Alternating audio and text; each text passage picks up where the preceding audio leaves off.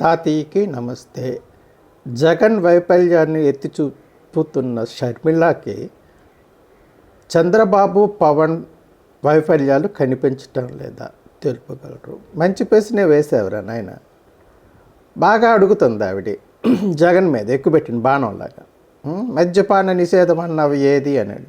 మద్యపాన నిషేధం అంటే మరి మద్యపానాన్ని విచ్చలవిడిగా ఇచ్చేసిన చంద్రబాబుని ఏమనాలి?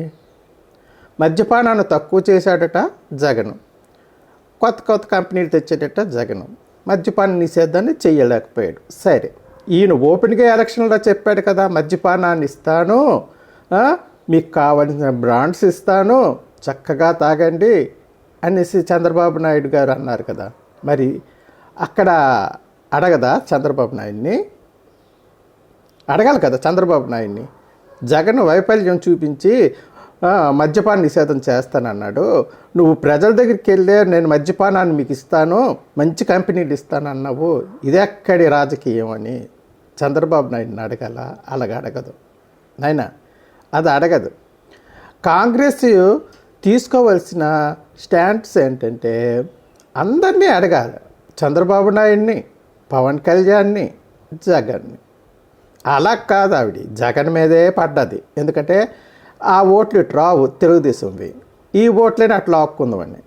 అది జరగని పని నాయన, అది జరగని పని. షర్మిల పద్ధతి మార్చుకొని నిజాయితీగా తెలుగుదేశాన్ని, వైఎస్ఆర్ పార్టీని విమర్శించాలి. అంతేగాని ఒక్క జగన్ మీదే ఎక్కువ పెడితే షర్మిల కూడా ఏమి చేయలేదు, ఉత్తిదే. నేను చూస్తున్నాను షర్మిల వీడియోలో, ఒక్క జగన్ మీదే పెట్టింది. వైఫల్యాలు అంటూ మొదలు పెడుతుంది. మరి వీళ్ళు వైఫల్యాలు కనిపించటం లేదా? హామీలన్నీ నెరవేర్చేశారా? ఉచిత బస్సు ఎక్కడా? అమ్మా షర్మిల, ఉచిత బస్సు గురించి మాట్లాడవే, ఎక్కడిచ్చేశారు ఉచిత బస్సు?